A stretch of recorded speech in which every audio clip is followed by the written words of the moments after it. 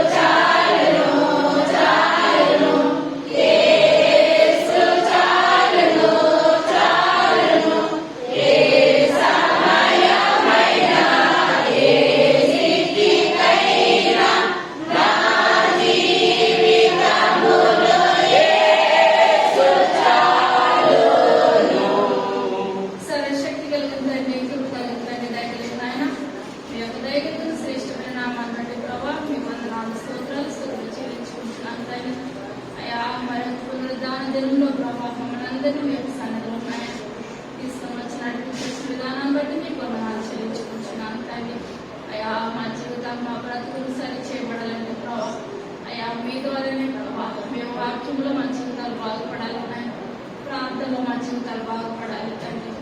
అయ్యా మీరు పిలిచినప్పుడు ఆయన మేము గుర్తుకుంటే ఎక్కువ కావాలంటే ప్రభా మా జీవితాలు మా బ్రతుకులు సరిచేయండి. వాక్యానుసారం జీవితాలు అందరికీ దయచేయ. వెనకలించే విగ్రహించగలిగిన హృదయాన్ని దయచేయండి. మీరు విడిచిపెట్టే వారిగా కాకుండా వాక్యానుసారం జీవితాలు అందరికీ దయచేయండి. త్వరగా రాబోచ్చు ఏసైనా మేము వేడుకుంటున్నాము.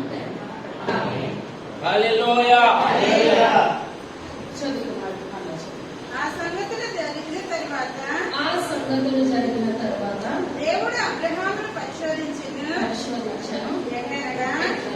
ఆయన అబ్రహామా అని పిలువగా అతడు చిత్తము ప్రభువా అనెను. చిత్తము ప్రభువా అనెను. అబ్రహామును దేవుడు పిలిచినప్పుడు దేవుడు గుర్తుపెట్టాడంటారా? దేవుని స్వరాన్ని గుర్తుపట్టి ఏమన్నారు? చిత్తము ప్రభువా అంటారు. అప్పుడు ఆయన నీకు ఒక్కడై ఉన్న నీ కుమారుని అనగా నీవు ప్రేమించి ఇస్సాకును తీసుకొని మోరియా దేశములకు వెళ్ళి అక్కడ నేను నీతో చెప్పుకో పర్వతములలో ఒకదాని మీద దహన బలిగా అతన్ని అర్పించమని చెప్పాను. తెల్లవారినప్పుడు అబ్రహాము లేచి తన గాడిదకు గంత కట్టి తన పని వాళ్ళ ఇద్దరిని తన కుమారుడైన ఇస్సాకును వెంటబెట్టుకొని దహన బలి కొరకు కట్టెలు చీల్చి లేచి దేవుడు తనతో చెప్పిన చోటికి వెళ్ళాను. చాలా ఇప్పుడు దేవాది దేవుడు అబ్రహామును పిలిచినప్పుడు ఆయన ఏమన్నారు? చిత్తం ప్రభా అని చెప్పినప్పుడు దేవుడు మనం పిలిచినప్పుడు మన తల్లిదండ్రులు ఏదైనా పిల్లలను పిలిచినప్పుడు ఏమనుకుంటారు? నాకు ఏదన్నా పెడతారేమో, డబ్బులు కానీ అవసరాలకి ఇస్తారేమో, నీకు ఏమనిపిస్తుందండి? ఆశ అనిపిస్తుంది. దేవాది దేవుడు అబ్రహామును పిలిచినప్పుడు ఎంతో ఆసక్తిగా అబ్రహాం గారు ఏమన్నారు? చిత్తం నాయన ఆలోచించు, నాకు మరలా దేవుడికి కుమారుడు దయచేస్తుంది. రకరకాల ఆలోచనలు వస్తూ ఉంటాయి అనమాట. ఆయనకు వచ్చినప్పుడు దేవుడు అంటున్నాడు, నీకు ఒక్కడైనా కుమారుని ఏం చేయాలి? చేయాలి. కానీ అబ్రహాము మాట మాట్లాడలేదు. అది పనివాళ్ళని పట్టుకున్నాడు, కట్టెలు పట్టుకున్నాడు, అన్ని పట్టుకొని తెల్లవారుజాము వెంటనే ఏం చేస్తున్నాడంటే తన కుమారుని తీసుకుని బయలుదేరారు. అదే అధ్యాయం 8వ వచనం. అబ్రహాము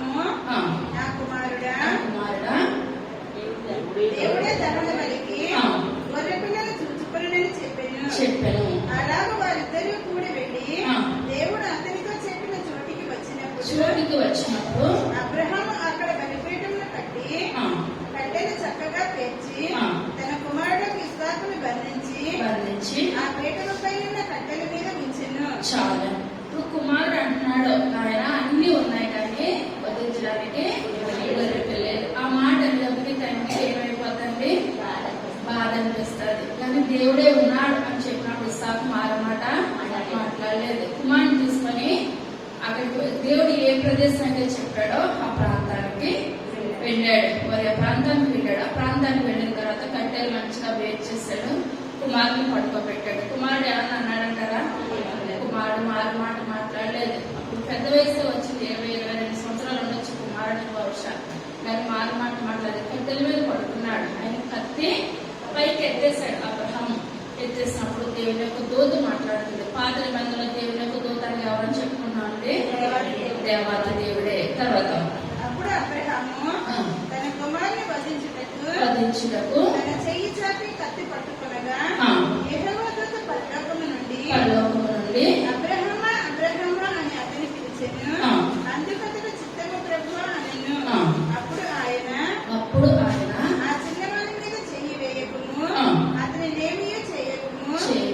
నీకు ఒక్కడైన నీ కుమారుని నాకు వెనుదీయలేదు కనుక నీవు దేవునికి భయపడువాడవని ఇందువల్ల నాకు కనపడుచున్నదనెను. అప్పుడు అబ్రహాము కన్నులెత్తి చూడగా మొదట కొమ్ములు తగులుకొని ఉన్న ఒక పొట్టేలు వెనుక తప్పిన కనబడెను. అబ్రహాము వెళ్ళి ఆ పొట్టేలును పట్టుకొని తన కుమారునికి మారుగా పెట్టి దహన బలిగా అర్పించెను. చాలా కత్తి ఎత్తినప్పుడు దేవుని దోదంటుంది, అబ్రహమా నువ్వు కత్తి నీ కుమారుడి మీద వేయొద్దు అని చెప్పినప్పుడు, నువ్వు ఒక్కడే కుమారుడు ఉన్నా సరే నువ్వు ఎవరికి లోబడ్డావు? దేవునికి లోబడ్డావు, నా మాటకు లోబడ్డావు. అందుకనే అబ్రహాం ఏమంటాడంటే దేవుడు నా యొక్క స్నేహితుడు అనమాట. ఇంకా వాళ్ళిద్దరికి కూడా ఏది కూడా సీక్రెట్ అన్నది లేనే లేదు. దేవుడు ప్రతి విషయం ఎవరితో చెప్పుకోడండి, అబ్రహాంతో. అదే దేవుడు అంటాడు తన బిడ్డలకి ఏది కూడా ఆయన దాచిపెట్టడు, ప్రతిదీ కూడా షేర్ చేస్తానే ఉంటాడు.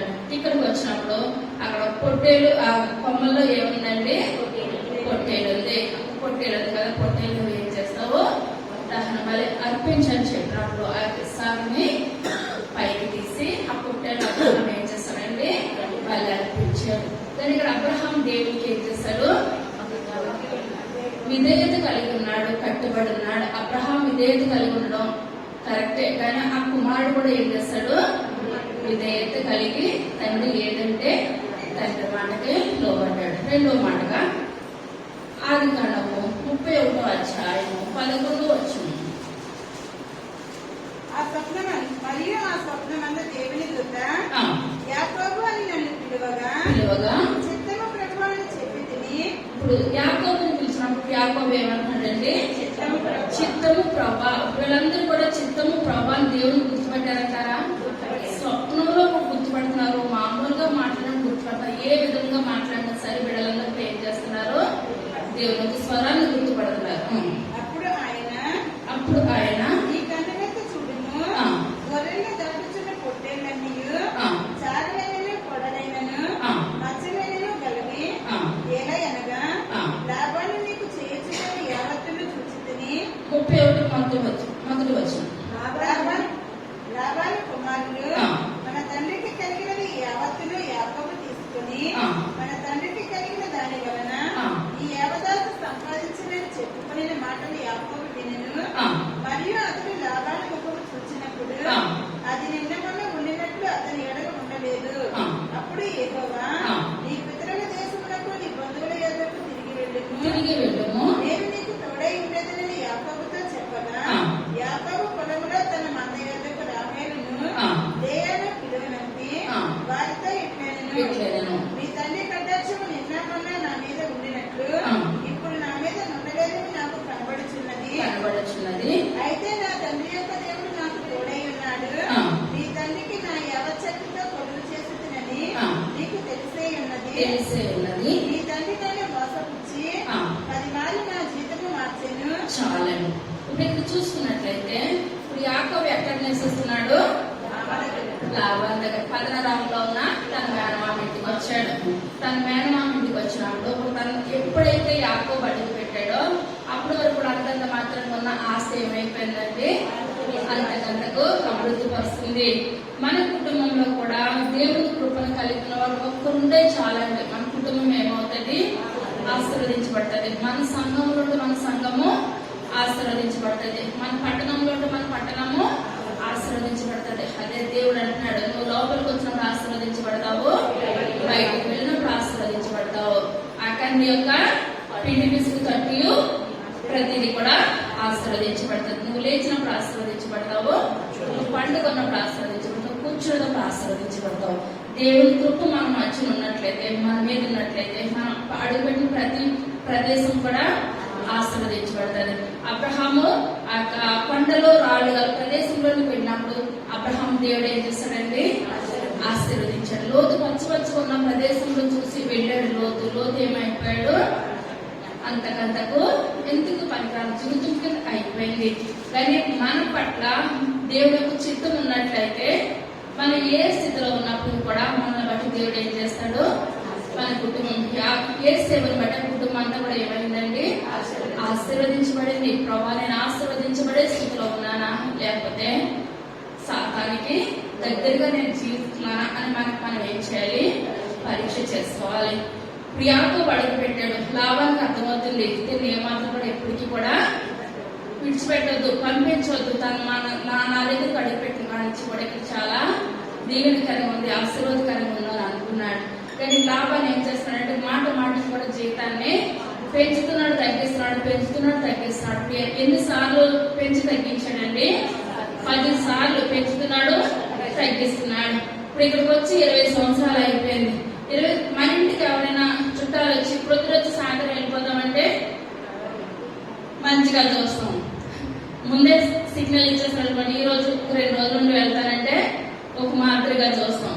ఒక నెల 2 నెలలు ఉంటామంటే స్పెషల్ చేస్తామని నెలంతా అంత మాటలు ఎప్పుడు మనతో ఉండుకోలే కదా, మనం ఎలా తింటామో అలాగే పెడదాం అని ఒకటే మనకు ఐడియాలో వచ్చేది. ఏంటంటే అన్నాళ్ళు మనం పెట్టాలంటే స్పెషల్ గా పెట్టలేము. మన స్థితిని బట్టి మనం ఏం చేస్తాము చూస్తూ ఉంటాం.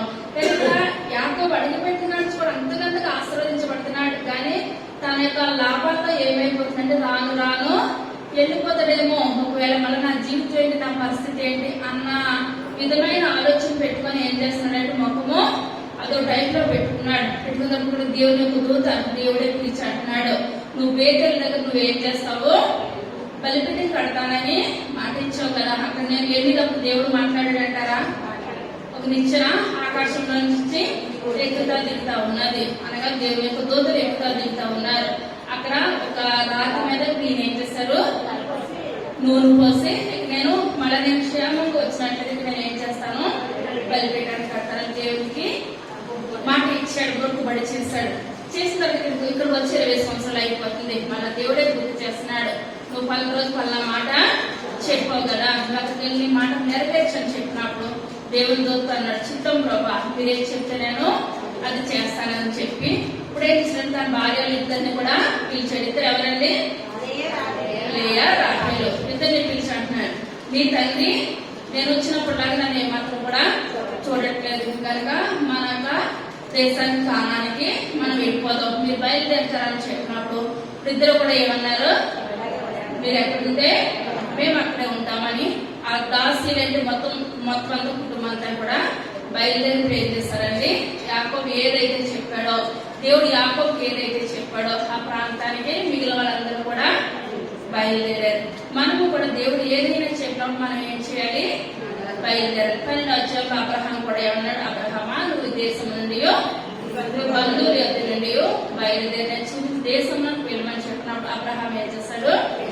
అదే విధంగా దేవుని యొక్క మాట విన్నాడు. దేవుని యొక్క స్వరాన్ని ఆలకించి దేవుడు ఎక్కడికైతే వెళ్ళమన్నాడు అక్కడికి బయలుదేరి వెళ్ళాడు. తర్వాతగా నిర్గమకాండము 3వ అధ్యాయము మొట్టమొదటి వచ్చింది. మోషే మిద్యాను యాజకుడైన యిత్రో అనే తన మామమందను మేపుతూ ఆ మందను అరణ్యము అవతలకు తోలుకొని దేవుని పర్వతమైన హోరేబుకు వచ్చెను. ఒక పొద నడిగిన అగ్నిజ్వాలలో యెహోవా దూత అతనికి ప్రత్యక్షమాయెను. అతను చూచినప్పుడు అగ్ని వల్ల ఆ పొద మండుచుండెను, కానీ పొద కాలిపోలేదు. అప్పుడు మోషే, ఆ పొద ఎలా కాలిపోలేదు, నేను ఆ తట్టు వెళ్ళి ఈ గొప్ప వింత చూచదననుకొనెను. దానిని చూచుటకు అతడు ఆ తట్టు వచ్చుట యెహోవా చూచెను. దేవుడు ఆ పొద నడుమ నుండి మోషే మోషే అని అతనిని పిలిచెను. అందుకు అతడు చిత్తము ప్రభువా అనెను. మోషే గారు ఏమన్నారండి? చిత్తం ప్రభువా అన్నారు. ఇప్పుడు ఇక్కడ ఐగుప్తులో మోషే ఏమనుకున్నాడు? ఐగుప్తులో రాజు అవడం కంటే ఇశ్రాయేలు ప్రజలకు గొప్ప నింద, గొప్ప భాగ్యం అనుకొని అక్కడి నుంచి ఐగుప్తు నుంచి ఎక్కడికి వచ్చేసాడండి, మిద్యానికి వచ్చేసేసాడు.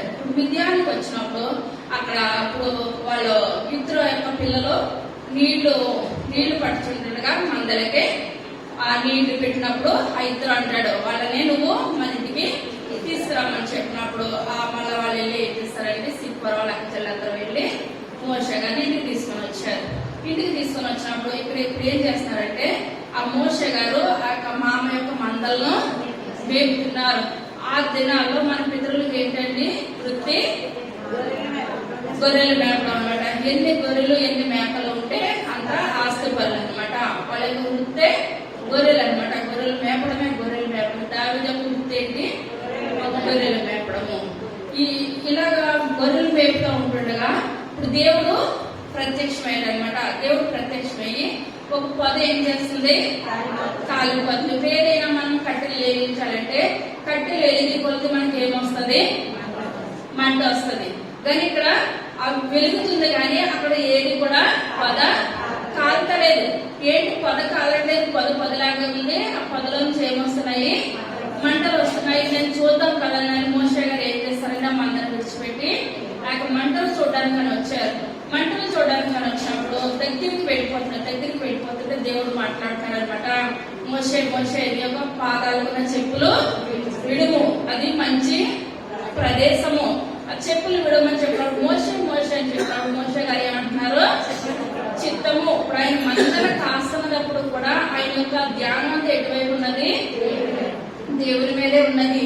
మనం ఒకసారి ఏ పని చేసినా సరే మనం ఆలోచిస్తాం ఒకటే రకమైన ఆలోచన. దేవుని గురించి మనం ఆలోచించినట్లయితే ఆ దేవుని స్వరాన్ని మనం ఏం చేస్తాము? గుర్తుపెడతాం.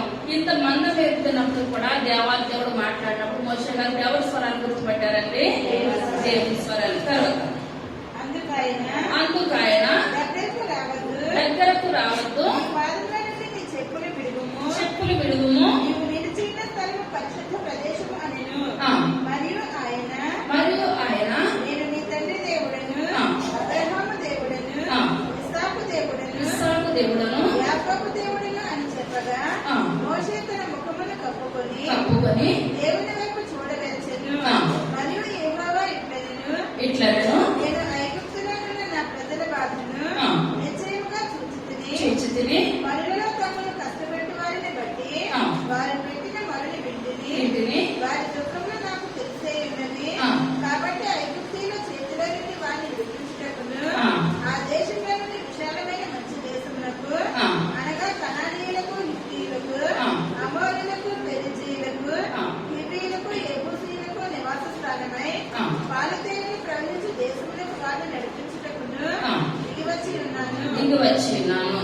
ఇశ్రాయేలు వారు నిజముగా నా ఎదుటి చేరినది. చాలండి. ఇశ్రాయేలు ఎలా చేరిందంటే మరా నిజముగా చేరిపోయింది. మనం నిజంగా మొరపెట్టాలి. ప్రార్థన చేస్తాం అనుకుంటాం. ఏంటో దేవుడు ఉన్నాడో తెలియదు, లేడో తెలియదు, ప్రార్థన ఆలోచిస్తున్నాడో తెలియదు, ఆలోచించట్లేదో తెలియదు అని మనలో మనకి అపనమ్మకం అన్నది వచ్చేస్తూ ఉంటది. కానీ మనం నిజంగా మొరపెట్టినట్లయితే మన పితరులతో మాట్లాడిన దేవుడు మనతో కూడా మాట్లాడడానికైనా సిద్ధంగా ఉన్నాడు. కానీ మనం ఏం చేయాలి? పూర్ణ హృదయంతో. కాలేబు ఎలాగ సేవించాడండి?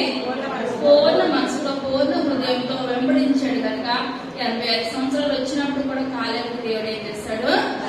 బలాన్ని దయచేశాడు, శక్తిని దయచేశాడు. ఇక్కడ చూసుకున్నట్లయితే ఆ యొక్క మోషే గారితో దేవుడు మాట్లాడినప్పుడు కొంచెం భయం అనిపిస్తుంది మోషే గారికి. మళ్ళీ నేను అక్కడికి వెళ్తే ఫరో నన్ను ఏం చేస్తాడో చంపేస్తాడు కదా. ఇదంతా బాగానే ఉంది. ఇశ్రాయేలు ప్రజలు ప్రార్థన బాగానే ఉంది, దేవుడు మాట్లాడటం బాగానే ఉంది. కానీ ఇప్పుడు మోషే గారిని పంపిస్తానంటున్నాడు దేవుడు. మనం అనుకుంటాం దేవుని చిత్తం మన మీద ఉన్నట్లయితే మనం ఎంత వద్దు అనుకున్న దేవుడు మనం ఏం చేస్తాడండి? ఉన్నతమైన స్థానంలో దేవుడు పెడతాడు. నేను ఎప్పుడు కూడా సేవ చేస్తాను కానీ ఇలా వాక్యం చెప్తాను, ప్రార్థన చేస్తాను. నా జీవితంలో ఈనాడు కూడా అనుకోలేదు. దేవుని కృప, దేవుని యొక్క చిత్తము, ఆయన చిత్తం మన మీద ఉన్నట్లయితే దేవుడు మనల్ని ఏ విధంగానైనా సరే మనం వాడుకోవడానికైనా సిద్ధంగా ఉన్నాడు. ఇక్కడ దేవుడు మాట్లాడుతున్నాడు. వాళ్ళ మరణ దగ్గరికి చేరింది. అక్కడ ఫరో వాళ్ళందరూ కూడా వ్యక్తి చాకరీలు ఎవరు చేయిస్తున్నారు ఇశ్రాయేలు ప్రజలతోటి. వాళ్ళందరినీ విడిపించాలని అంటే మోషే అంటున్నాడు, చాలా రకరకాలుగా అంటున్నాడు. మోషే మోషే గారు, ప్రభా నేను ఎత్తబడినయ్యా, నేను మాట్లాడింది ఏదో నాకే అర్థం కాదు, బయట వాళ్ళకి ఫలో దగ్గరికి వెళ్ళి నేను ఏ రకంగా మాట్లాడాలి ప్రభా, నేను మాట్లాడలేనయ్యా, నాకు వద్దు ప్రభా అంటున్నాడు. అంటే దేవుడు అంటున్నాడు, నిన్ను ఎంతవరకు సృష్టించినది నేనే కదా, నిన్ను నేనేం చేస్తానో అక్కడ మాట్లాడేస్తానని చెప్తా ఉంటుంటే ఎంత చెప్పినా కూడా మోషే గారు భయం అనిపిస్తుంది. నేను వెళ్ళను నాయన అంటే దేవుడే అంటున్నాడు, నువ్వు వెళ్ళేటప్పుడు నీ యొక్క అన్న అయినా అహరోను నీకు ఎదురు పడతారు. నీ అన్నను తీసుకుని వెళ్ళి ఏం చేస్తావో అక్కడ ఫరో దగ్గర నువ్వు మాట్లాడు, ఇశ్రాయేలు ప్రజలు నడిపించడానికి నేను ఒక సాధనంగా నేను ఏర్పరచుకున్నాను. ఇప్పుడు తల్లి గర్భంలో ఉండగానే మోషే గారి దేవుడు ఏర్పరచుకున్నాడు. ఇప్పుడు అక్కడ పుట్టిన వాళ్ళందరినీ కూడా ఆ యొక్క మగవాన్ని చంపేస్తున్న సమయంలో మోషే గారిని దేవుడు కాచాడంటారా? మనం ఈ దినానికి ఈ స్థితిలో మనం దేవుని సన్నిధిలోకి వచ్చామంటే ఆయన కృప లేకపోతే మన జీవితాలు మన బ్రతుకులు కూడా ఏమాత్రం కూడా పనిచేయవు. మళ్ళా ఒక దినాన్ని మనం సూర్యుని చూడగలుగుతున్నామంటే మరొక దినాన్ని చూడగలుగుతున్నామంటే మన శక్తి మన బలం అయితే ఎంత మాత్రము కూడా కానే కాదు. దేవుని యొక్క కృపను బట్టి మనం ఏం చేస్తున్నాము, జీవిస్తున్నాం. 4వ అధ్యాయం మొదటి వచనం, వారు నన్ను నమ్మరు,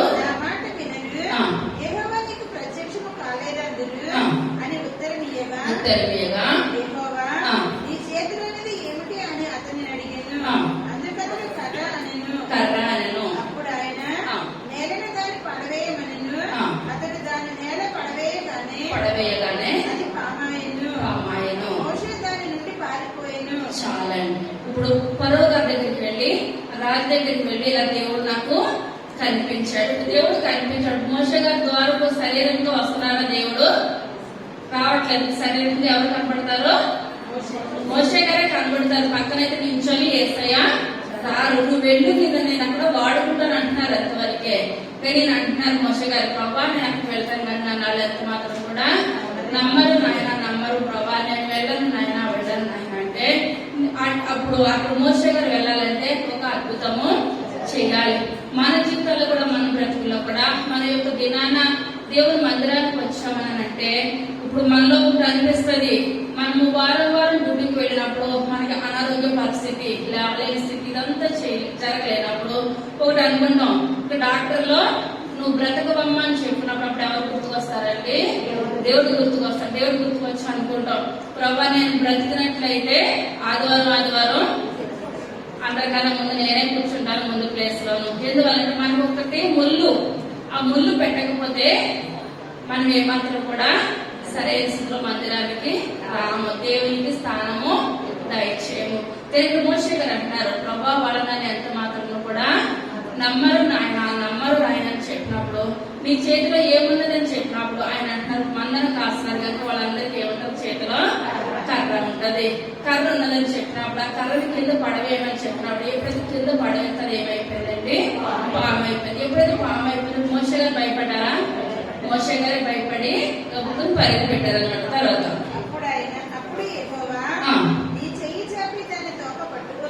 తోక పట్టుకోనమనగా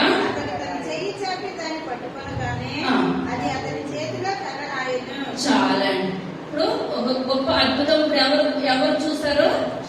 మోషే గారే చూసారు. ఇప్పుడు ఇదే మోషే గారి దగ్గర చేయకుండా నువ్వు అక్కడికి వెళ్ళి చేసేస్తానంటే నమ్ముతానంటారా? ఎవరు కూడా నమ్మరు. కానీ ఇక్కడ మళ్ళా తోక పట్టుకోమని చెప్పినప్పుడు ఈ మోషే గారు భయపడతానే తోక పట్టుకున్నారు. ఎప్పుడు తోక పట్టుకున్నారు, తోక ఏమైపోయింది? మళ్ళా కర్ర అయిపోయింది. ఇటువంటి కార్యాలు, అనేకమైన కార్యాలతో, అద్భుత కార్యాలు అక్కడ మోషే గారి ద్వారా జరిగించి విడరీతిగానైనా ఇశ్రాయేలు ప్రజలను మోషే గారి ద్వారా దేవుడు బయటకు విడుదల చేస్తాడు. ఆ విడుదల చేస్తాడు కనుకనే ఆయన జమ్ము పెట్టిలో దాయడం, ఫరో కుమార్తె అక్కడికి రావడం, ఇదంతా కూడా మనం అనుకుంటాము మన జీవితం ఎంతవరకే ఇంత మన జీవితం అయిపోయింది కదా మనం అనుకుంటాం. కానీ మన బిడ్డలు తరతరాలు ఎవరి చేతిలో ఉన్నదండి? దేవుని యొక్క చేతిలో ఉన్నది. మనం అనుకోవాలి, ప్రభా నేను ఎంతవరకే చూస్తున్నానయ్యా, తరతరాల యొక్క జీవితాలు ఎవరి చేతిలో ఉన్నాయి? మీ చేతిలో ఉన్నాయి ప్రభా, సహాయం దయచేయండి. ఎందుకు ఎన్నో వద్దు అనుకుని వాడుకున్నాడండి దేవుడు. ఇప్పుడు ఇక్కడ మోషే గారు యేసయ్యని ఇశ్రాయేలు ప్రజలు నేను విడిపిస్తాను, మీరు నాకు సహాయం దయచేయని ప్రార్థన చేశారా? దేవుడే వచ్చాడా? దేవుడే వచ్చాడు. ఎందుకనగా ఎటువంటి వాళ్ళని దేవుడు ఏర్పరచుకుంటున్నాడండి? మాట వినేవాళ్ళని దేవుడు ఏర్పరచుకుంటాడు, కానీ మాట వినలేని వాళ్ళని ఎంత మాత్రం కూడా దేవుడు ఏర్పరచుకోడు. మన సంఘం మాట వినే సంఘమా వినలేని సంఘమా? మాట వినే సంఘం. ఈ యొక్క దినాన్ని 10 గంటలకు వచ్చిన చేతులు పైకెత్తండి, చప్పట్లు కొడదాం. మరి మిగిలిన పరిస్థితి వాళ్ళు ఏ జాబితాకు వచ్చేస్తారు? సంఘం అనొద్దు, మాట వినలేని బిడ్డలు. మొదటి సమూయేలు గ్రంథము 3వ అధ్యాయం 4వ వచనం. యెహోవా సమూయేలును పిలిచెను, అతడు చిత్తమండి నేనున్నానని చెప్పి ఏలీ దగ్గరకు పోయి, నీవు నన్ను పిలిచితివి కదా. మొదటి వచనం పంచారు. బాలుడైన సమూయేలు ఏలీ ఎదుట యెహోవాకు పరిచర్య చేయుచుండెను. ఆ దినములలో యెహోవాకు ప్రత్యక్షమగుట అరుదు, ప్రత్యక్షము తరచుగా తటస్థించుటలేదు. ఆ కాలమందు ఏలీ కన్నులు మందదృష్టి కలవైనందున అతడు చూడలేక తన స్థలమందు పండుకొని ఉండగాను, దీపము ఆరిపోక మునుపు సమూయేలు దేవుని మందసమందున్న యెహోవా మందిరంలో పండుకొని ఉండగాను. చాలా ఇక్కడ మనం చూసుకున్నట్లయితే ఇప్పుడు సమూయేలు అనగా ఎవరు గుర్తుకొస్తాడు? మనం మొట్టమొదటిగా హన్నా గుర్తుకొస్తుంది. ఎందువల్లంటే తల్లిదండ్రులు ప్రార్థన చేసిన కనుక కుమారుడు ఎటువంటి వాడు అయ్యాడు? ప్రార్థనాపరుడు అయ్యాడు అనమాట. ఇప్పుడు తల్లి వెంటనే బిడ్డలు కనేస్తుంది అనుకోండి, పిల్లలాగా అన్నా కూడా ఇప్పుడు ఇంత గోజాడుతాడా, ఇంత ప్రవక్త వస్తాడా? రారు. మనం ఎప్పుడు కూడా మన ప్రార్థన బట్టి మన కుటుంబం ఆశీర్వదించబడాలి, మన బిడ్డలు ఎటువంటి ఆశీర్వదించబడతారండి? బహుగా ఆశీర్వదించబడతారు. ఎందువల్లంటే తల్లిదండ్రుల ప్రార్థన వ్యర్థంగా మంచి దేవుడు అయితే ఎంత మాత్రము కూడా కానే కాదు. మనం ఉత్తరం చేసిన ప్రార్థన మన బిడ్డ తరతరాలు ఒక్కరోజు అయితే ఒక్కరోజైనా మనం మోకరింపును చూసి మన ప్రార్థన జీవితం చూసి మన పిల్లలు ఏం చేస్తారు? మారుతారు. వాళ్ళు కూడా ప్రార్థన జీవితంలో జీవిస్తారు. ఇక్కడ చూసుకున్నట్లయితే ఆ యొక్క హన్న ఏడ్చి ఆ యొక్క దేవాలయంలో సొమ్మసిల్లిపోయినప్పుడు అక్కడ ఎవరండి? సేవకుడు ఏలీ. అక్కడ ఏలీ గారు వచ్చి అంటున్నారు హన్నాని, ఈ అమ్మ ప్రొద్దునే తాగి మందిరంలోకి వచ్చేసావా అని చెప్పినప్పుడు అంటుంది, ఇంత మత్తు అయిపోయావు, మత్తుగా ఉన్నావు అని చెప్పినప్పుడు, అయ్యా నేను ఏమాత్రం కూడా ప్రొద్దునే తాగి మందిరానికి రాలేదు. ఏడ్చి ఏమైపోయిందంటే అమ్మ సొమ్ము తప్పిపోయింది. నేను కన్నీరు కాచి నాకు బిడ్డలు లేరు, బిడ్డలు పుడితే దేవుని మందిరాన్ని నేను సమర్పించుకుంటాను అని అనుకుంది. అంటుంది దైవ జనత అంతా చెప్తుంది. చెప్పినప్పుడు ఆ ఏలియా గారు అంటారు, ఏమని? వచ్చే సంవత్సరానికల్లా నీకు మంచి మగబిడ్డ చెప్పేసాడు ఆయన, మంచి మగబిడ్డ పుడతాడని చెప్పినప్పుడు ఈమె అనుకుంది, నిజంగా మగబిడ్డ కానీ పుట్టినట్లయితే నేను ఏం చేస్తాను? సన్నిధానానికి ఇచ్చేస్తాను. వెనకాల బిడ్డలు పుట్టి వరకు కూడా ఆలోచించకుండా పుట్టిన కుమారుని పాలు విడిచినట్టు ఇచ్చేస్తానంత దేవుని మందిరానికి సమర్పించేసింది. ఇదే వెంటనే పుడితే ఈ దేవునికి ఇస్తుందంటారా? ఏ మాత్రం కూడా ఇచ్చే విధానము లేదు. కానీ ఇక్కడ చూసుకున్నట్లయితే ఆ పాలు ఇచ్చిన వెంటనే అనుకున్న ప్రకారంగా ఆమె ఇచ్చేసింది కనుక తర్వాత మళ్ళా హన్నాకు దేవుడు సంతానాన్ని దయచేశాడు. ఇప్పుడు ఇక్కడ ఆ ఏలీ గారికి మంద దృష్టి వచ్చేసినప్పుడు కళ్ళు సరిగ్గా కనిపించట్లేదు. తన కుమార్తె ఎవరైనా ఏలీ కుమారులు ఓఫ్ని ఫినెహాసు, వీళ్ళు కూడా ఏ మాత్రం కూడా తండ్రి యొక్క మాట వినే విధానం ఎంత మాత్రం కూడా వీళ్ళలో లేదు. కానీ సమూయేలు ఎలా ఉన్నాడండి? దేవుని ముందు దేవుని సన్నిధిలో పరిచర్య చేస్తున్నాడు. ఇప్పుడు మనం ఏదైనా పని చెప్పామనుకోండి, మామూలు మాట చెప్పుకుందాం, ఇప్పుడు నేనే ఉన్నాను, నా బిడ్డలను మానేసి వేరే బిడ్డలను పిలిచి అమ్మ మీరు పని చేయండి అంటే చేస్తారు. కానీ మనసులో కొంతమంది ఏమనుకోవచ్చు, వాళ్ళ పిల్లలు వదిలేసింది మాకు చేస్తుంది. కానీ దేవుని పని ఎవరికి చెప్తే వాళ్ళు చేస్తే ఎవరు ఆశీర్వాదం వాళ్ళ చేస్తే వాళ్ళకే వస్తుందని ఆశీర్వాదం నా పిల్లలకు వస్తుందా? రాదు. కానీ నేను దైవ సేవకులు ఉన్నదని నా పిల్లలకి చెప్పాలి, సంఘ బిడ్డలందరినీ కూడా సమానంగా చెప్పాలి, అందరికి సమానంగా దీవెనలు రావాలి, అంతవరకే. కనుక అక్కడ ఈ సమూయేలు ఏం చేస్తున్నాడు? ఏలీ గారికి పరిచర్య చేస్తున్నారు. కుమారుడేమో ఎటు పెడతాడు తిరుగుతూ ఉన్నారు. కానీ ఏ నాడు కూడా ఆ మాట సమూయేలు గారి ద్వారా నీ పిల్లలు ఒకలాగా ఉన్నారు, నా పిల్లలు నన్ను ఒకలాగా ఉన్నారు, మా అమ్మ నన్ను విడిచిపెట్టేసేసిందని చెప్పి అనుకున్నారండి. ఏమాత్రం కూడా అనుకోలేదు. అనుకోకుండా ఏ సమయంలో అయినా సరే అది సమూయేలుగా ఆయన ఏం చేస్తున్నాడు, చిన్న వయసులోనే పరిచర్య చేస్తున్నాడు. అక్కడ దేవుని యొక్క మందిరంలో పడుకున్నారు. పడుకున్నప్పుడు ఎవరు వచ్చారంటే దగ్గరికి దేవాది దేవుడే వచ్చాడు. 4వ వచనం, సమూయేలుని పిలిచాను, చిత్తమండి ఏలి దగ్గరకు పోయి చాలండి. అక్కడ మంచి రాత్రిలో దేవుడు వచ్చి పిలిచినప్పుడు, ఇప్పుడు ఏమి పిలిచారు అప్పటి వరకు కూడా, ఇప్పుడు అక్కడ మనం పైన చదువుతున్నాం కదండి, దేవుడు ఆ రోజుల్లో దేవుడు మాట్లాడలేదన్నమాట. మాట్లాడలేని స్థితిలో ఇప్పుడు మాట్లాడారనంటే దేవుడు మాట్లాడతాడు అన్నది ఒక మైండ్ లో ఫిక్స్ అవుతుంది. కానీ దేవుడు చాలా దినాలు ఎందువల్లంటే ఆయన మాట్లాడడానికి కూడా ఒక మంచి మనిషి మనకు ఉండాలి. ఇప్పుడు మన ఇంట్లో విషయాలు ఉంటాయి, ఏదైనా ఎవరు పడితే వాళ్ళు వచ్చేసి వాళ్ళు చెప్పేస్తామా? మనకి నమ్మకంగా సరైన మనిషి తగిలినప్పుడు మనం చెప్తాం. అంతవరకు కూడా మనం ఎవరు పడితే వాళ్ళకి విషయాలు చెప్పం. దేవుడు మాట్లాడాలన్నా దేవుడికి నమ్మకమైన బిడ్డ ఈ లోకంలో కావాలి, ఉంటేనే మాట్లాడతాడు. ఎవరితో పడితే వాళ్ళతో దేవుడు మాట్లాడు. కాబట్టి సమూయేలు వచ్చినప్పుడు సమూయేలను పిలుస్తుంటే నాకు ఏదిగానే కదా పిలుస్తారు, ఇంత మించి ఎవరో పిలవరు కదా అని ఆ మధ్యరాత్రిలో కూడా ఆయన ఏమంటాడంటే బాలుడు చిత్తమే ఇదే తప్పించి మనమైతే ఇక వేళకాల లేదా ఇంత రాత్రిలో ఇంత ఇంటి తిరిగిన వాళ్ళు ఆట పడుకుంటారు. కానీ నేను అలాగే అనట్లేదు. చిత్తమండి అనుకొని ఏలి గారి దగ్గరికి వెళ్ళారు. తర్వాత నేను పిలవలేదు, పోయి పండుకోమని చెప్పగా పిలువగా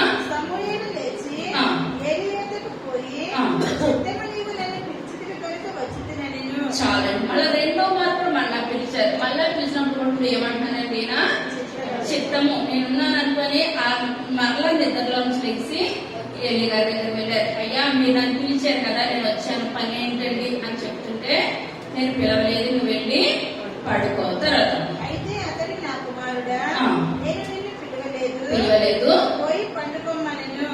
సమూయేలు అప్పటికి యెహోవాను ఎరుగకుండెను. ఏమైనా సమూయేలు తెలుసా దేవుడు అంటే? ఏ మాత్రం కూడా తెలియదు. యెహోవా వాక్కు అతనికి ఇంకా ప్రత్యక్షం కాలేదు. యెహోవా 3వ మారు సమూయేలును పిలువగా అతడు లేచి ఏలి దగ్గరకు పోయి, చిత్తము నీవు నన్ను పిలిచితివే, ఇదిగో వచ్చితిననగా ఏలి యెహోవా ఆ బాలుని పిలిచినని గ్రహించి, నీవు పోయి పండుకొను, ఎవరైనా నిన్ను పిలిచిన యెడల యెహోవా నీ దాసుడు ఆలకించుచున్నాడు, ఆజ్ఞనిమ్మని చెప్పుకొని సమూయేలుతో అనగా చాలండి. 3వసారి కూడా దేవుడు పిలిచాడు. మళ్ళీ చిత్తమంది దగ్గరికి వస్తున్నారు. అదే మనం అయితే వస్తామంటారా? ఒక్కసారి తప్పుదారి వస్తా ఉంటారు, ఒకసారి కూడా కష్టమే, తర్వాత రాము. కానీ చిన్న బాలుడైన 3 సార్లు కూడా వచ్చినప్పుడు ఏలి గారికి అర్థమైంది, నాతో దేవుడు మాట్లాడటం మానేశాడు, నా కుమారులు సరైన విధానము లేదు. ఇప్పుడు మన బిడ్డల జీవితాలు మనకు తెలుస్తాయంటారా? తెలుస్తాయి. కానీ అందరికీ చెప్పుకుంటామా? చెప్పుకోం. ఎవరి ఇంట్లో చూసినా సరే ఎవరికి తగ్గ బాధలు వాళ్ళకు ఉంటానే ఉంటాయి. ఇక్కడ కూడా ఏలి గారికి తగ్గ బాధలు కుమారుల ద్వారా ఉన్నాయి. ఉన్న స్థితిలో ఇప్పుడు ఏమైందండి, పిలిచినప్పుడు ఇద్దరు మంచిగా ఉన్నాడు కదా, యథార్థంగా ఉన్నాడు, మందిరంలో నమ్మకంగా మందిరంలో ఉన్నాడు కనుక దేవుడు పిలిచినప్పుడు ఒక మాట చెప్పాలి. దేవుడు స్వరం అన్నది ఏమాత్రం కూడా ఇంతవరకు కూడా సమూయేలుకి తెలియదు కాబట్టి అంటున్నాడు, ఇప్పుడు నువ్వు ఈసారి నువ్వు వెళ్ళి పడుకున్నప్పుడు పరిశుద్ధాత్మ బలంగా ఉన్నది. స్తోత్రాలు చెప్తాను గట్టిగా అది మనసులో చెప్పుకునే వాక్యం చెప్పాలి. ఇప్పుడు మళ్ళా పిలిచినప్పుడు నువ్వేమనాలంటే, చిత్తమండి నీ దాసుడు ఆలోచిస్తున్నాడు, మీరు చెప్పండి, ఆజ్ఞ ఇవ్వండి అని నువ్వు అన్నప్పుడు దేవుడు ఏం చేస్తాడు, మాట్లాడతాడు. మాట్లాడిన ప్రతిదీ కూడా నువ్వేం చేయాలి, ఆలపించాలి అని చెప్పినప్పుడు సమూయేలు మాట ఆలపించాడంటారు. ఏలి గారి మాట ఆలపించాడు. ఆలపించిన తర్వాత మళ్ళా సమూయేలు అక్కడికి వెళ్ళి పడుకున్న స్థితిలో మళ్ళా దేవుడు వచ్చి ఏం చేస్తున్నాడు, సమూయేలు అని పిలుస్తున్నాడు. తర్వాత యెహోవా ప్రత్యక్షమై నిలిచి ఆ రీతిగా ఆ రీతిగా సమూయేలు సమూయేలు అని పిలువగా సమూయేలు ఈ దాసుడు ఆలకించుచున్నాడు, ఆజ్ఞ ఇమ్మనెను. అంతటి యెహోవా సమూయేలుతో ఇలాగ సెలవిచ్చెను, ఇశ్రాయేలులో నేను ఒక కార్యము చేయబోచున్నాను, దానిని వినివారందరి చెవులు గిద్దురుమనును. ఆ దినమున ఏలీ యొక్క ఇంటి వారిని గురించి నేను చెప్పినదంతయు వారి వీరికి రప్పించును, దాన్ని చేయ మొదలుపెట్టి దాన్ని ముగింతును. తన కుమారులు తమను తాము శాపగ్రస్తులుగా చేసుకొనుచున్నారని దాన్ని ఎరిగి వారిని అడ్డగించలేదు గనుక అతని ఇంటికి నిత్యమైన శిక్ష విధించునని నేను అతనికి తెలియజేయుచున్నాను. కాబట్టి ఏలీ ఇంటి వారి దోషములకు బలి చేతనైనను నైవేద్యము చేతనైనను ఎన్నటికీ ప్రాయశ్చిత్తము చేయబడదని నేను ప్రమాణపూర్వకంగా ఆజ్ఞాపించింది. తరువాత సమూయేలు ఉదయమగు వరకు పండుకొని లేచి యెహోవా మందిరపు తలుపులను తీసెను గాని భయపడి తనకు కలిగిన దర్శన సంగతి ఏలీతో చెప్పకపోయెను. అయితే ఏలీ సమూయేలు నా కుమారుడా అని సమూయేలును పిలువగా అతడు చిత్తము నేను ఇక్కడ ఉన్నానెను. ఏలీ నీతో యెహోవా ఏమి సెలవిచ్చెను, మరుపు చేయక దయచేసి నాతో చెప్పుము. ఆయన నీతో సెలవిచ్చిన సంగతులలో ఏదైనా నీవు మరుపు చేసిన ఎడల అంతకంటే అధికమైన కీడు ఆయన నీకు కలుగజేయును గాకని చెప్పగా సమూయేలు దేనిని మరుపు చేయక సంగతి అంతయు అతనికి తెలియజెప్పెను. చాలా ఇక్కడ చూస్తున్నట్లయితే ఇప్పుడు నేనే ఉన్నా ప్రార్థన చేస్తాను. ఈ మాట యూట్యూబ్ లో తీసాను. ప్రార్థన చేసినప్పుడు వాళ్ళ జీవితం అంతా కూడా వచ్చేస్తుంది. వాళ్ళ జీవితం అంతా వచ్చేసినప్పుడు అదంతా బయట పెట్టినప్పుడు సరి చేసుకునే వాళ్ళు కొంతమంది ఉన్నారు. అందరూ కూడా చెప్పను, ప్రార్థన చేసుకుని దేవుడు సరి చేస్తాడు. ఇదివరకు అయితే ఇది విషయం ఇదని చెప్పినప్పుడు వాళ్ళకి ఏం కలుగుతుందండి? ఉన్నదన్నట్టు చెప్తే భయం అయితే సరి చేసుకుంటారు. వాళ్ళు సరి చేసుకునే విధానం వాళ్ళకి లేదు. ఏమి లేదండి, సరి చేసుకునే విధానము వాళ్ళకి లేదు. నేను అక్కడికి వెళ్ళాను, నేను ఇలా చెప్పారు, ఇక్కడ నుంచి నేను గుడి మానేస్తాను, నేను నా జీవితం చెప్పలేని వాళ్ళ దగ్గరికి నేను వెళ్తాను. మనం సరి చేసుకోవాలా, అది కప్పి పెట్టేసుకోవాలా? సరి చేసుకోవాలి. ఇది కరెక్ట్ కాదని చెప్పినప్పుడు దాన్ని ఏం చేయాలండి? సరి చేసుకోవాలి. ఒప్పుకొని దాన్ని మనం ఏం చేయాలి? మనుషుల దగ్గర ఒప్పుకోదు, దేవుని దగ్గర మనము ప్రభా నా జీవితం ఇదేనైనా నా బ్రతికి ఇదే, నేను ఏం చేస్తాను? సరి చేసుకుంటాను ప్రభా అని ఒప్పుకోవాలి. ఇక్కడ చూసుకున్నట్లయితే ఏలీ గారు సమూయేలుని పిలిచాడు. సమూయేలు తెల్లవారిపోయింది. ఇప్పుడు ఈ కుమారుడే ఈయన దగ్గరికి వచ్చి చెప్తారేమో అనుకొని చూస్తుండగా ఇప్పుడు సమూయేలు ఏలీ గారి దగ్గరికి రావట్లేనప్పుడు మళ్ళీ ఈయన పిలిచి సమూయేలు అని చెప్పినప్పుడు ఆయన అంటున్నాడు ఏమని? చిత్తమండి. ఎప్పుడు మాట్లాడినా చిత్తము మీరు చెప్పండి, చిత్తమండి నేనున్నానని చెప్పినప్పుడు బాబు నీకు రాత్ర దేవుడు ఏం మాట్లాడాడు చెప్పు అని చెప్పినప్పటికి నీ కుమారులు మంచి వాళ్ళు కాదు, నీ కుటుంబాన్ని శపించేస్తున్నానని అంటే ఇప్పుడు ఎవరికైనా సంతోషం అనిపిస్తుందా, బాధ అనిపిస్తుందా? బాధ అనిపిస్తుంది. కానీ ఇప్పుడు ఈ కుమారుడు చిన్న వయసులో ఉన్నాడు. నేనేం చెప్పాలి? అయ్యో వాళ్ళ కుమారుడు ఇలా పాడైపోతున్నారు కదా, నేనేం చెప్పాలని ఆలోచిస్తున్నాడు ఈ యొక్క కుమారుడు. ఆలోచిస్తుండగా ఆయనకి కూడా అర్థమైపోయింది నా బిడ్డల జీవితము సరిగ్గా లేదు. నాతోటి మాట్లాడాయన చాలా సంవత్సరాలే అయిపోయింది. ఇప్పుడు మా యొక్క కుటుంబంతో దేవుడు సాంగత్యాలు ఏం చేశాడు? తెంపేస్తున్నాడు, తీసేసుకున్నాడు. కనుక మళ్ళీ కుమారుడు మీదకి ఒక కృప వచ్చినట్టుంది అని అనుకుని ముందు ఒకటే మాట అంటున్నాడు, బాబు దేవుడు ఏం చెప్పడం నాకు చెప్పేసేయండి. ఇప్పుడు ఆయన ఏం చేస్తాడు? సరి చేసుకుంటాడు అంతవరకే. ఇప్పుడు కుమారుడు మాట విన్నా వినకపోయినా ఇప్పుడు తర్వాత స్థానం ఎవరు కుదిరేస్తాడంటే ఆయన సమూయేలుకి కుదిరేస్తాడనమాట. నువ్వు ఏమనుకోవద్దు, ఆయన ఏం చెప్పాడు నాకు అది చెప్పేసే. నువ్వు మరుగు చేసిన ఎడల నువ్వేమవుతావు? శాపగ్రస్తుగా అవుతావు. ఆ శాపం నీ మీదొద్దు. నువ్వు మంచివాడు కదా, చిన్నప్పటి నుంచి ఇక్కడ దేవుని మందిరంలోనే పెరిగావు గనక మా కుటుంబం గురించి ఏమొచ్చింది, సంఘం గురించి ఏమొచ్చింది, మరుగు చేయడం నువ్వు చెప్పేమని చెప్పినప్పుడు సమూయేలు గడిస్తే ఏం చేస్తాడండి? ప్రతిదీ చెప్పేశాడు. మళ్ళా దేవుడు అంటున్నాడు ఆ యొక్క దినాల్లో ఇప్పుడు ఏదైనా పాపం చేసినట్లయితే యేసయ్యని సిలువేయక ముందు ఆ యొక్క బలులు అర్పించినప్పుడు వాళ్ళు ఏం చేస్తారు? పాపాన్ని పరిహారం చేసుకునేవారు. ఆ యొక్క కొంతమంది అక్కడ ఉన్న వాళ్ళు గొర్రెలు మేకలు అర్పించిన, లేని వాళ్ళు పావురాలన్నా బలి అర్పించేవారు అనమాట. ఆ యొక్క రక్తాన్ని చిందించేవారు. కానీ ఇక్కడ అది కూడా దేవుడే చెప్పేస్తున్నాడు, బలు అర్పించినప్పుడు కూడా నా కోపం ఏమవదు, ఏమాత్రం కూడా చల్లారు.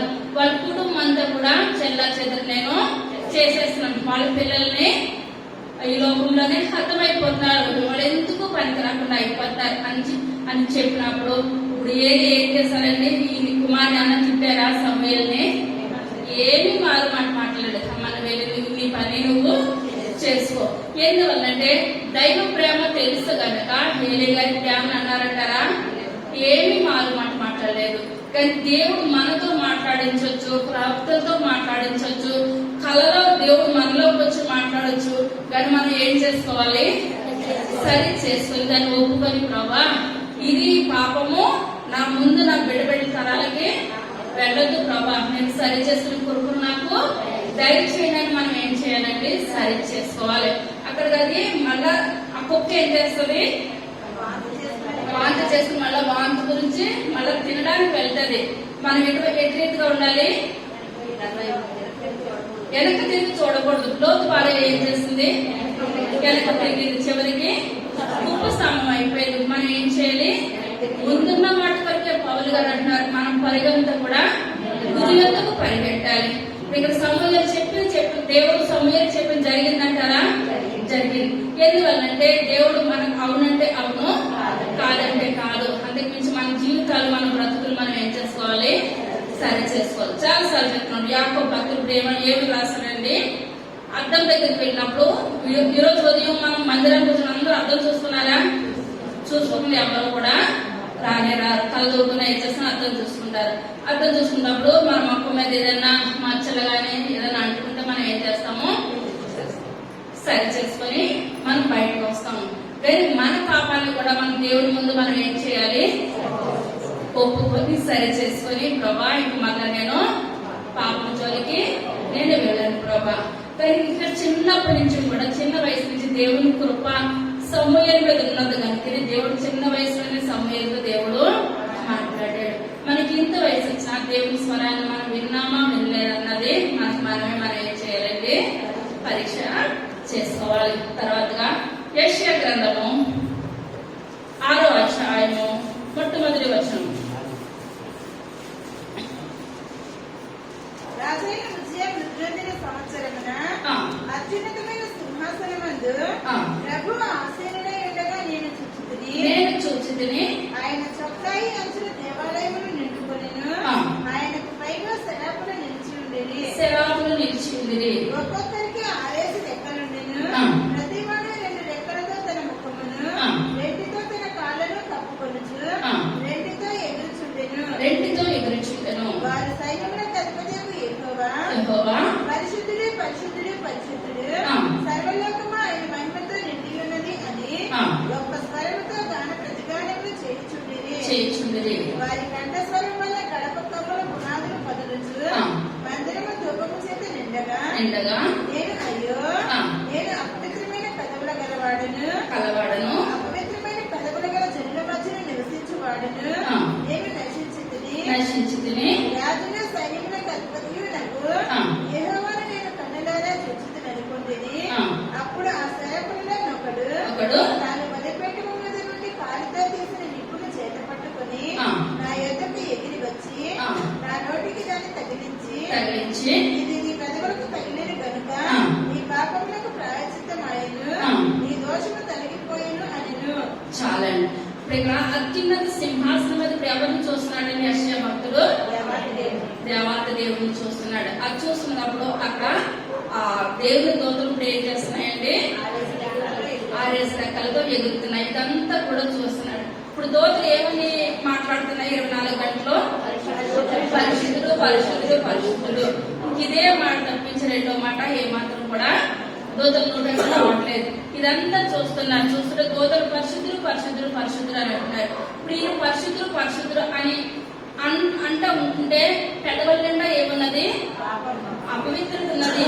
ఎప్పుడైతే పెదవుల నిండా అపవిత్రత ఉన్నది కనుక ఈ యొక్క ప్రార్థన ఎక్కడికి వెళ్ళట్లేదు?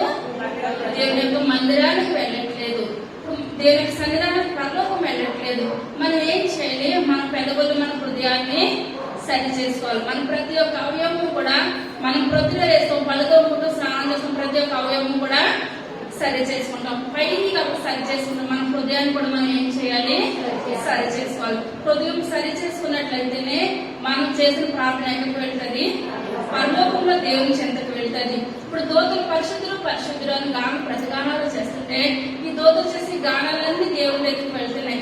మరి ఈయన కూడా పరిశుద్ధులు అనాలని అనుకుంటే ఆ ప్రార్థన ఎక్కడికి వెళ్ళిపోతుందండి? అక్కడే ఉండిపోతుంది, కానీ దేవుని చెంతకు వెళ్ళట్లేదు. ఇప్పుడు మన పేదవులు ఎలా ఉన్నాయి, మన ప్రార్థన ఎలా ఉంది, అసలు మనం ప్రార్థన చేసాం దేవుని సన్నిధానానికి వెళ్తున్నదా లేదా? మనం ఏం చేయాలండి? పరీక్ష చేసుకోవాలి. మనం ప్రార్థన చేస్తాం, గంట చేస్తాం, అరగంట చేస్తాం, ఒక రోజంతా చేస్తాం అనుకుంటాం. ఇంకా మనకు కోపం వచ్చేసినట్టే నేను చెయ్యి నరికేసుకున్నాను, కాళ్ళు నరికేసుకున్నాను, నేను అలా చేస్తాను. మనం నేను చేసినా సరే మన హృదయం బాగోకపోతే మన ప్రార్థన ఎంత మాత్రము కూడా దేవుని మందిరానికి మాత్రం కూడా చేరే అవకాశము లేదనమాట. ఇక్కడ ఇదంతా చూసినప్పుడు ఈయనకే తెలిసిపోయింది, ప్రభా నేను ఎటువంటి వాడును? అపవిత్రమైన పెదవులు గలవాడు. ఆయన జీవితం ఆయన ఏం చేసుకున్నాడు? సరి చేసుకున్నాడు. ఇప్పుడు మన జీవితాలు మనం ఏం చేసుకోవాలండి? సరి చేసుకోవాలి. ఎప్పుడైతే మనకి మనం అనుకోవాలి, ప్రభా నేను పాపిని, నాయన తల్లి గర్భంలోనే మనం ఎలా జన్మించామండి? పాపంలోనే జన్మించాము. పాపంలో నా తల్లి నన్ను గర్భం ధరించిందయ్యా, ఈ యొక్క రక్తంలో నన్ను ఏం చేయాలి? కడగండి నాయన, పరిశుద్ధపరచండి అని మనం ఏం చేయాలి? ప్రార్థన చేసుకోవాలి. మనం ఎవరు పరిశుద్ధులు ఉన్నామంటారా? ఎవరు పరిశుద్ధులు? అందరూ పాపం చేసి దేవుడు అనుగ్రహించి మహిమను పొందలేకపోతున్నాం అనమాట. నీతిమంతుడు ఒక్కడే అయినా కానీ ఆయన నీతిమంతుడు రక్తంలో మనం ఏం చేయాలి? కడగబడినట్లయితే మన పాపాలకి పరిహారం అవుతుంది. అప్పుడు మనం చేసిన ప్రార్థన దేవుని మందిరానికి చేరుతుంది. కనుక ఈయన అనుకుంటున్నాడు, ప్రభా దూతలు ప్రార్థన చేస్తే మీ మందిరానికి వస్తున్నాయి, మీ సన్నిధానానికి వస్తున్నాయి, నా ప్రార్థన నాలోనే ఉండిపోతున్నాయా? నా ప్రార్థనకి ఏ మాత్రం దగ్గరికి వెళ్ళట్లేదు, నా పెదవులన్నీ ఎలా ఉన్నాయి? అపవిత్రంలో నిండి ఉన్నాయి ప్రభా అని చెప్పినప్పుడు ఆ బలిపీఠం దగ్గర ఎప్పుడు కూడా నిప్పులు కాలుతున్నప్పుడు నిప్పులు పట్టుకొని వచ్చి కట్టెలు పట్టుకొని వచ్చి ఏం చేస్తుంది? దూత గారి పెదవుల మీద కాల్ చేసేసింది. ఎప్పుడైతే కాల్చి వద్దు ప్రభా అని అన్నారా? అనలేదు. నా పెదవులు కాల్చండి అయ్యా, నన్ను కాల్చండి. ఇప్పుడు 2 కళ్ళు కలిగి నరకంలో పడి కన్నా వాక్యం ఒక్క కళ్ళుతో పరలోక రాజ్యము చేరదు. మీరు 2 కాళ్ళు కలిగి ఉండి పాపంలోకి వెళ్ళి కన్నా 1 కాలు కలిగి ఉండటం మేలు, అంతవరకే. కానీ ఇక్కడ చూసుకున్నట్లయితే ఆ నిప్పుని పట్టుకొని వచ్చి పెదవులు కాల్ చేసింది. ఎప్పుడైతే దేవునితో కాల్ చేసిందో అప్పుడు ఆయన కాలిపోయిన పెదవులతోటి పరిశుద్ధులు అని అంటుంటే ఇప్పుడు ఈ ప్రార్థన ఎక్కడికి వెళ్తుంది? పరలోకానికి వెళ్ళిపోతుంది. దేవుని నామానికి వందనాలు. తర్వాత ఎవరికి పంపెదను? నా నిమిత్తము ఎవరు పోవునని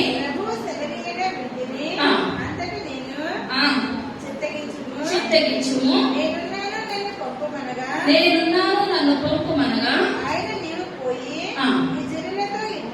ఇట్లను వినుచుందురు గాని గ్రహింపకుందురు.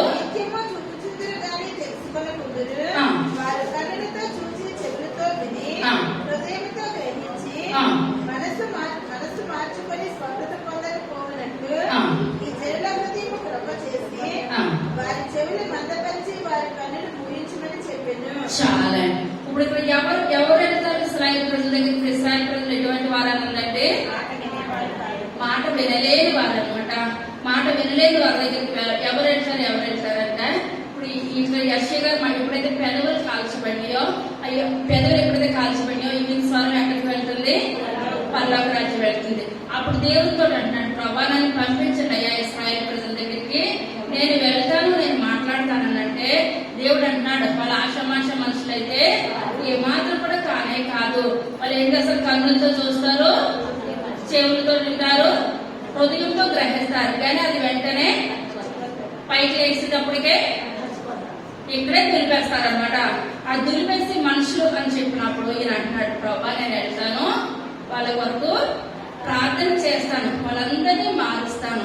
ఎందుకంటే దేవుడు ముందే చెప్తున్నాడు వాళ్ళు వినలేని బిడ్డలు. ఇప్పుడు సమూయేలు ఏలీ గారికి చెప్పినప్పుడు సమూయేలు విన్నాడు. చాలే, నాకు ఇంత వయసు వచ్చింది, నువ్వెంత 4-5 సంవత్సరాలు కూడా లేవు, నీ మాట నేను విన్నామన్నాడు ఆయన.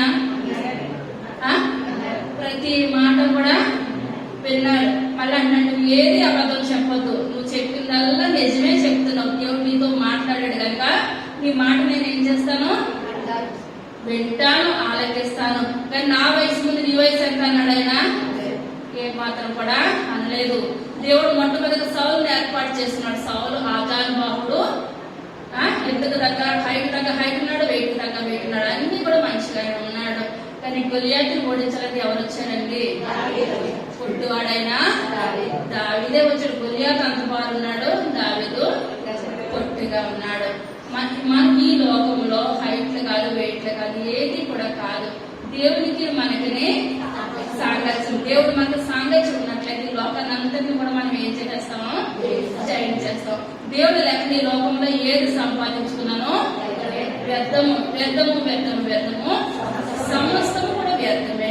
ఇప్పుడు ఎప్పుడైతే దేవుని మాట వింటున్నాడో అప్పుడు ఎవరు వెళ్తున్నారని యెషయా గారు ఏమంటున్నారు? చిత్తము నాయన నేనున్నాను. మాట విన్నారంటారా? యెషయా గారు విన్నారు. చిత్తమన్నారా? చిత్తమన్నారు. తర్వాతగా అపోస్తలుల కార్యాలు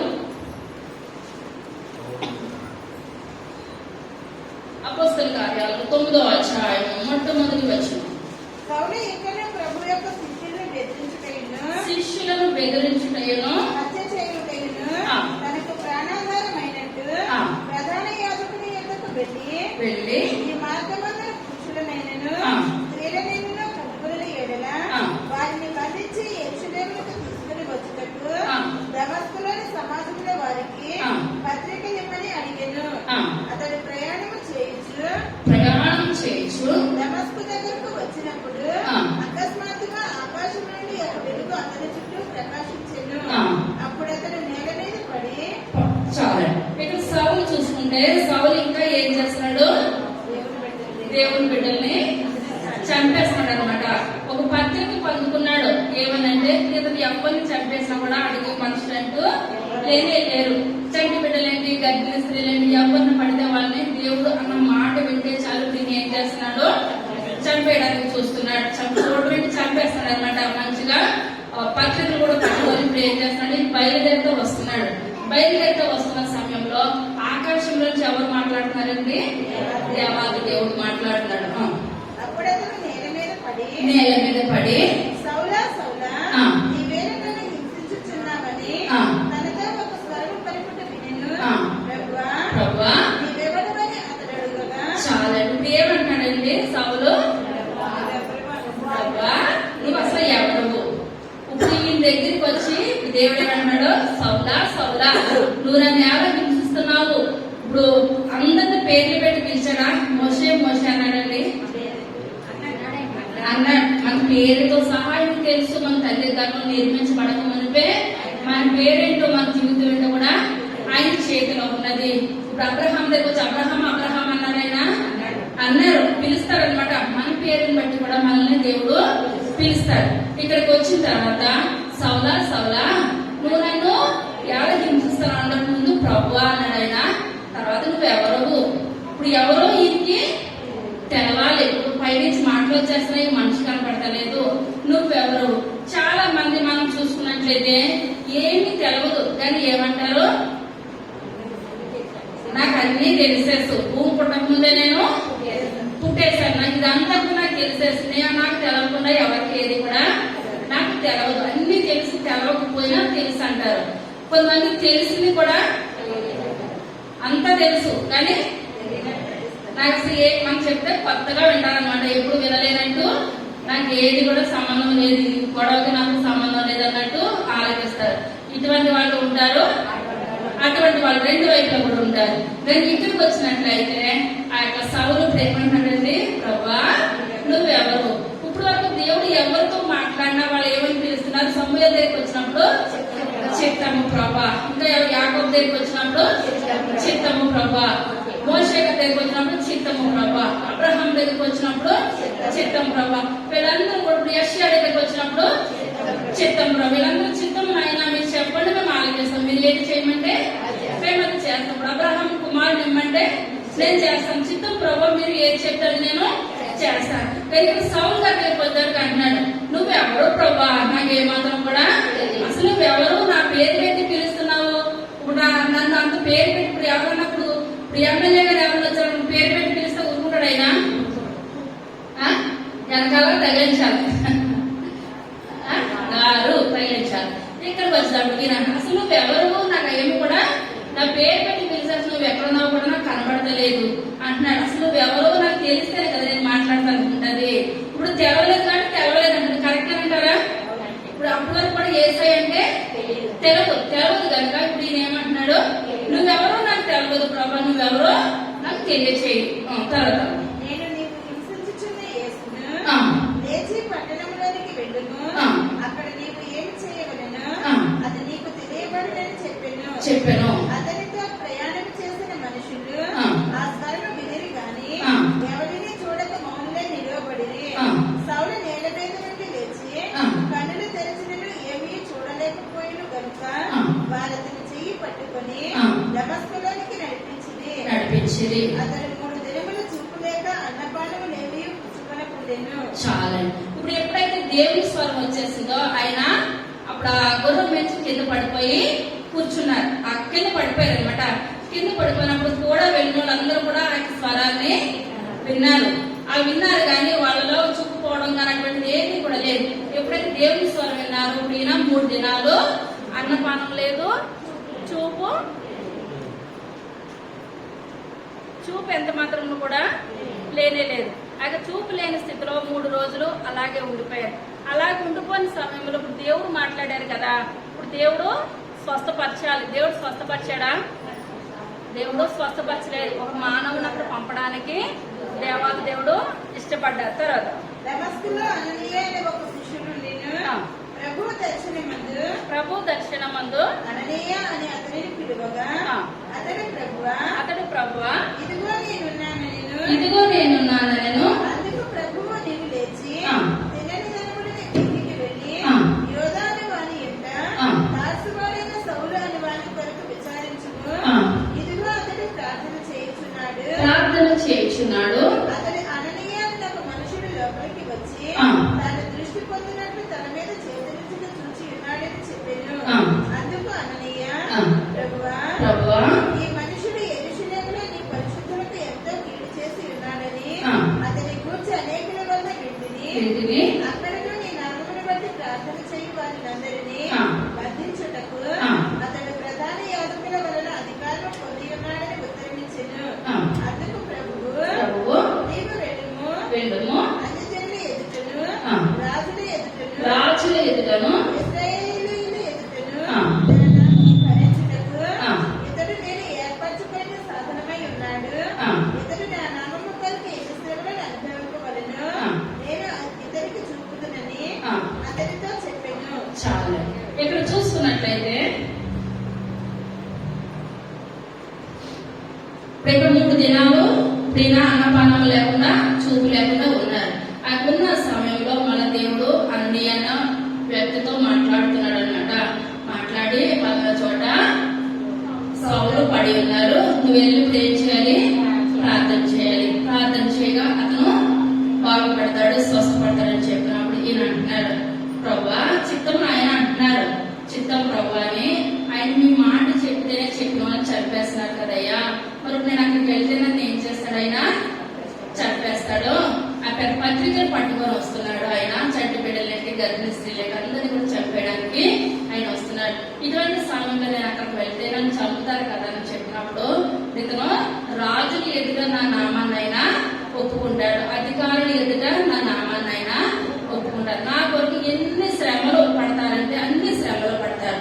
నువ్వు వెళ్ళి వెళ్ళకుండా సౌలను నా మాట ఆలకించే నువ్వు స్వస్థ పడిపోయావని చెప్తే పడిపోతారా? పడిపోడాయనా? పడిపోతారు. కానీ ఒక మనిషిని పంపించాలి దేవుడు, మనిషిని పంపించే మనిషి ద్వారా ఆయన ఓదార్పుని ఇవ్వాలి. దేవుడు మాటలు ఆయన ఆలకించాలి, దేవుని స్వరము వినాలి. అక్కడ ఆయన బాప్తిస్ము తీసుకోవాలి. ఇప్పుడు దేవుడు మనిషి ద్వారా మనకి కార్యం చేస్తాడు. మనకి ఏదైనా అవసరం, మనకి డబ్బులు కావాల్సి వచ్చినప్పుడు దయప్రసన్న దేవుడు నాకు చూపించాలనుకుంటే తన దగ్గరికి వెళ్ళు, నీకు డబ్బులు ఇస్తుందని చెప్పినప్పుడు అమ్మ నాకు డబ్బులు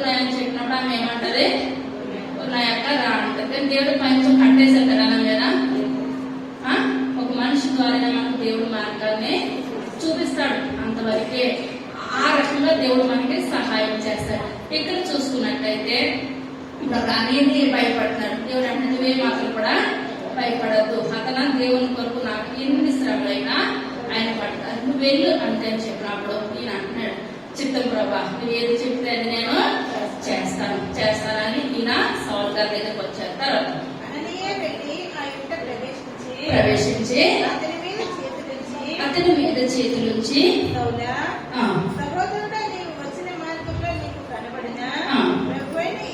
ప్రభువైన యేసు దృష్టి పొంది పరిశుద్ధాత్మతో నింపబడినట్టు నన్ను పంపినాడని చెప్పాను. అప్పుడే అతని కనుల నుండి పొరల వంటివి రాలగా దృష్టి కలిగి లేచి బాప్తిస్మం పొందెను. చాలండి. ఇప్పుడు ఇక్కడ దమస్కు ఇప్పుడు ఈయన వచ్చాడు, అన్నయ్య వచ్చాడు సౌలు గారి దగ్గరికి. అక్కడ అన్నయ్య భక్తులు వచ్చినప్పుడు ఇదంతా కూడా ఇప్పుడు ముందు ఈయన చెప్పాడా, ఈయన చెప్పేశారా? అన్నయ్య గారే చెప్పారు. ఆయన చెప్పి నీకు వచ్చే దారిలో దేవుడు ఇలా మాట్లాడారని కదా, నీకు ఇలా స్వరం వినపడింది కదా, ఇదంతా ఇప్పుడు ఎవరు చెప్పారండి? ఈయనకి దేవుడు చెప్పాడు. దేవుడు చెప్పి పంపించినప్పుడు ఆయన దేవుడు చెప్పిందంతా కూడా ఇక్కడ చెప్పినప్పుడు ఆయన మారు మాట మాట్లాడలేదు. వెంటనే ఆయన ప్రార్థన చేశాడు, చేతులుంచి ప్రార్థన చేశాడు. ఎప్పుడైతే అన్నయ్య గారు ఆ సౌలు గారి మీద చేతులు వచ్చారో కళ్ళలోంచి ఏమొచ్చేసినాయి? పొరల వంటివి రాలిపోయి. ఎప్పుడైతే పాపపు పొరలు రాలిపోయి అప్పుడు ఆయన ఏం చేస్తున్నాడు? చూపు పొందుతున్నాడు. 3 రోజులు కూడా చూస్తూనే ఉన్నాడు, కానీ చూపుకి ఏమన్నా కనపడిందంటారా?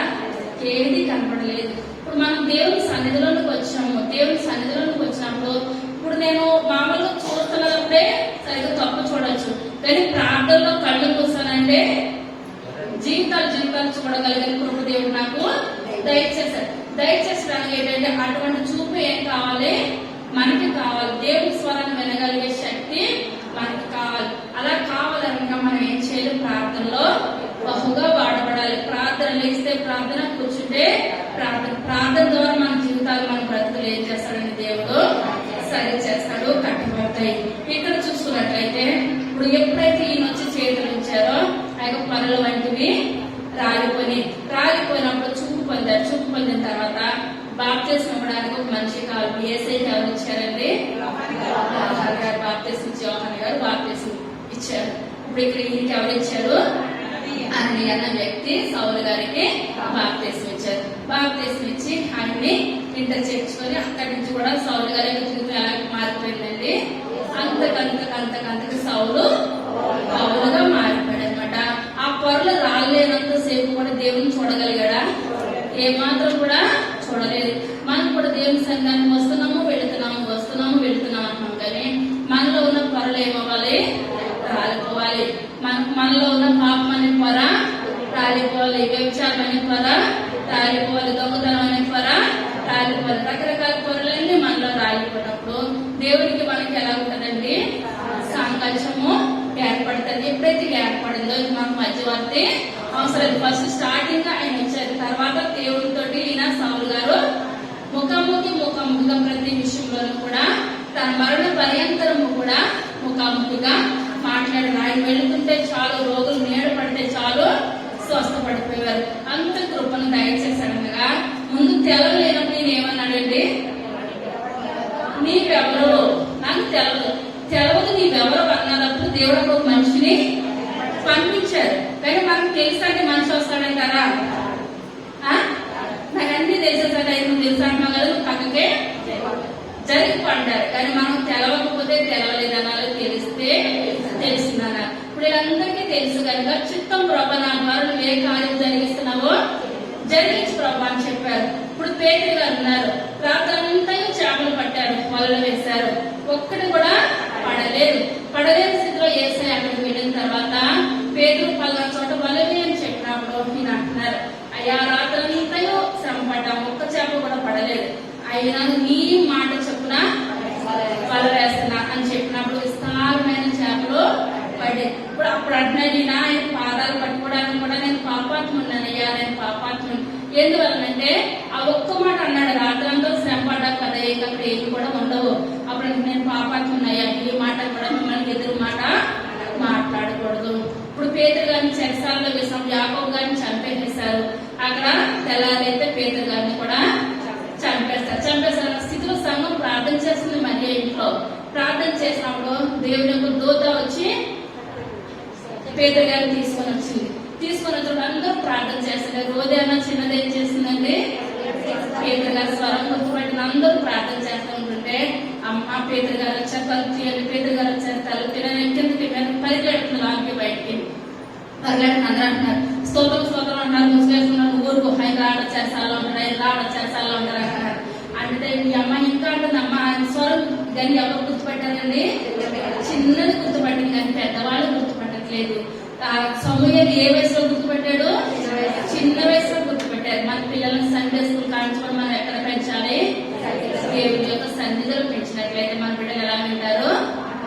చిన్న వయసులో నుంచి కూడా దేవుడి మాటకు లోబడతారు. ఏ రాత్రులు అయినా సరే చిత్తం ప్రభా దేవుడి భయభక్తులు కలిగిన పిల్లలు ఒకలా ఉంటారు, దేవుడి భక్తి లేని పిల్లలు ఒక రకంగా ఉంటారు. ఏ విషయంలో కూడా తల్లిదండ్రులు ఎదిరించాలన్నా సరే దేవుని భయం ఉన్న బిడ్డలు, దేవుని సన్నిధానం తెలిసిన బిడ్డలు మారు మాట ఏమాత్రం కూడా మాట్లాడరు. కానీ మన తల్లిదండ్రులుగా మనం ప్రార్థన జీవితం జీవించాలి. బిడ్డలు మనం ఏం చేయాలి? ప్రార్థనలో పెంచాలి.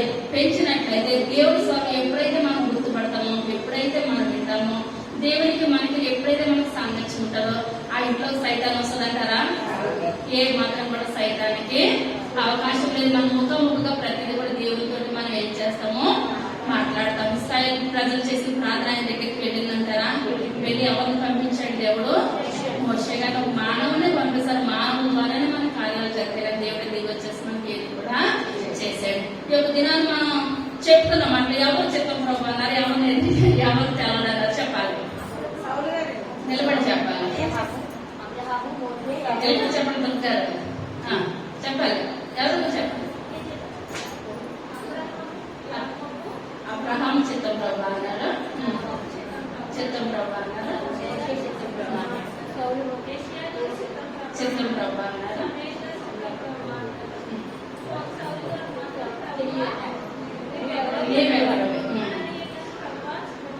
దేవుని నామమున చెప్పగలుగుతాం. తర్వాత ఇంకా చెప్పగలుగుతాం. అబ్రహాం చిత్తం ప్రభు అన్నారు, యాకోబు గారు చిత్తం ప్రభు అన్నారు, మోషే గారు చిత్తం ప్రభు అన్నారు, సమూయేలు గారు చిత్తం ప్రభు అన్నారు, యెషయా గారు కూడా చిత్తం ప్రభు అన్నారు, సౌలు మాత్రం చెప్పలు పడదాం. దేవుని నామమున వందనాలు. ఇంకెవరైనా అనండి చెప్పు.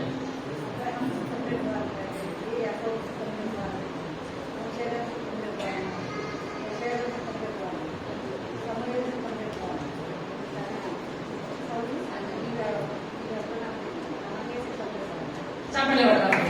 ఇంకెవరైనా చెప్తారా?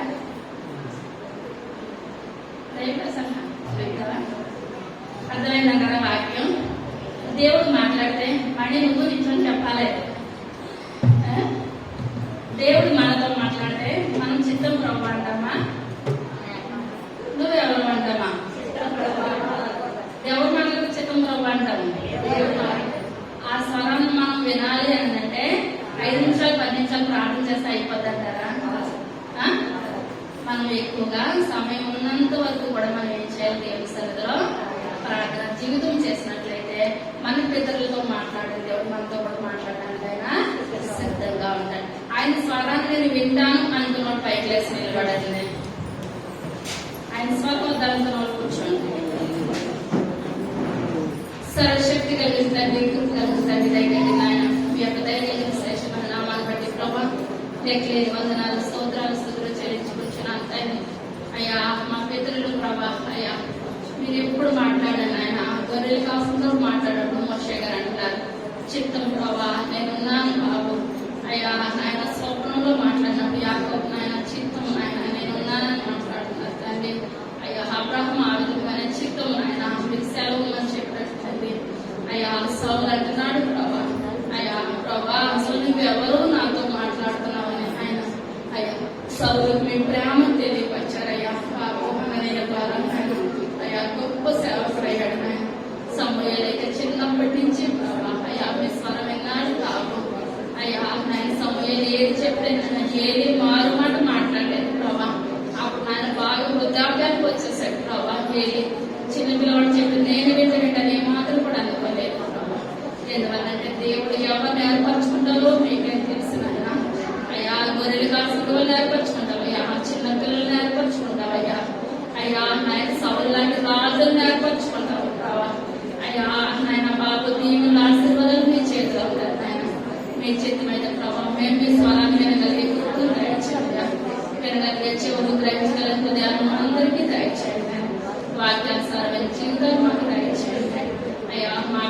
చిన్నప్పటి నుంచి మీ స్వరాన్ని విని కృపను దయచేయండి. వాగ్దానుసారమైన జీవితాలు అందరికీ దయచేయండి. మీరు విడిచిపెట్టే వాళ్ళగా కాకుండా ప్రభావ నాయన మా కుటుంబాలతో ప్రభావ ఈ యొక్క సన్నిధిలో జీవించే గొప్ప భాగ్యాన్ని దయచేయండి. ఈ యొక్క ఆరాధన తీవ్ర కనుక మీరు జరిగించిన దానాన్ని బట్టి మీకు కొనాలి నాయన. ఐదు రోజు జరుగుతున్న ఆరాధన అంతట్లో మీరు కోరుకున్నాయి. మీరే ఉండండి ప్రభావ, మీరే మాట్లాడండి. అయ్యా మా బిడ్డలందరూ ప్రభావ మీకు స్వరాన్ని ఆయన మీకు లోబడి అయ్యా నిజమైన దేవుడు అని